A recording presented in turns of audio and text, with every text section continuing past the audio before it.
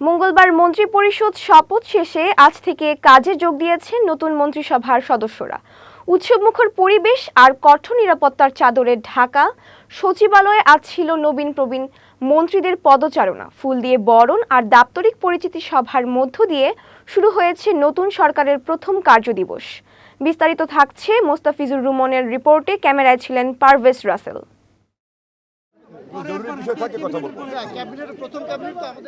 বসন্তের সকালে সচিবালয়ের চিত্রটা ছিল একদমই আলাদা। গেট জুড়ে বাড়তি নিরাপত্তা, ভবনের সামনে ফুলের ঘ্রাণ আর সব মিলিয়ে নতুন এক আবহ। চিরচেনা সচিবালয়ে শুরু হলো নতুন এক অধ্যায়।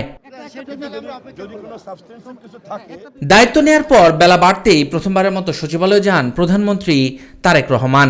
বেলা 12:30টার দিকে তিনি সচিবালয়ে পৌঁছালে মন্ত্রিপরিষদ বিভাগের কর্মকর্তারা তাকে স্বাগত জানান। এদিকে দুপুর থেকে একে একে নিজ নিজ দপ্তরে আসতে শুরু করেন মন্ত্রিসভার সদস্যরা। দীর্ঘদিনের অভিজ্ঞ রাজনীতিবিদদের পাশাপাশি নতুন মুখের আগমনে সচিবালয় ছিল বাড়তি চাঞ্চল্য। শুভেচ্ছা বিনিময়ের পাশাপাশি অনেক মন্ত্রী দুর্নীতির বিরুদ্ধে জিরো টলারেন্সের নীতির কথা এ সময় জোর দিয়ে উল্লেখ করেন।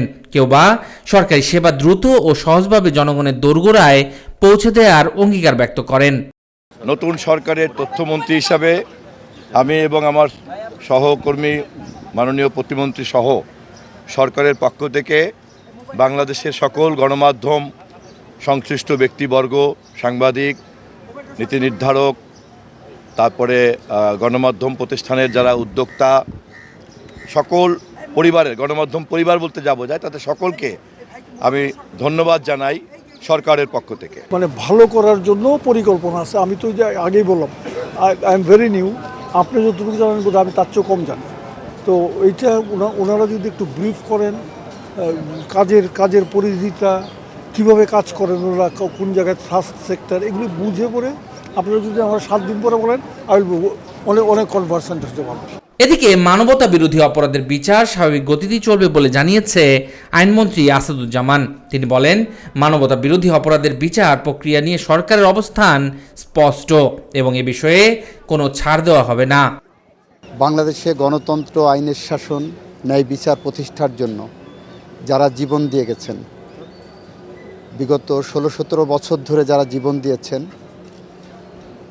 জুলাই বিপ্লবে যারা জীবন দিয়েছেন, এ দেশ গড়ার জন্য 71 সালে যারা জীবন দিয়েছেন, তাদের প্রত্যেকের চেতনাকে ধারণ করে আমরা সামনের দিকে এগিয়ে যাব। নতুন সরকারের প্রথম কার্যদিবসে মন্ত্রণালয়ের কর্মকর্তাদের সঙ্গে শুভেচ্ছা বিনিময় করেন নতুন মন্ত্রীরা। প্রশাসনের গতি ফেরাতে দ্রুত কর্মপরিকল্পনা সাজানোর কথাও এ সময় জানান তারা। নামফলক বদলের মধ্য দিয়ে সচিবালয়ে আজ শুরু হলো নতুন প্রশাসনিক অধ্যায়। ফুলের শুভেচ্ছা আর কড়া নিরাপত্তার বলয় পেরিয়ে নবনিযুক্ত মন্ত্রীরা নিজ নিজ দপ্তরে কর্মব্যস্ততায়। জনাকাঙ্ক্ষা পূরণে এই নতুন মন্ত্রিসভা কতটা গতিশীল সেটি এখন দেখার বিষয়।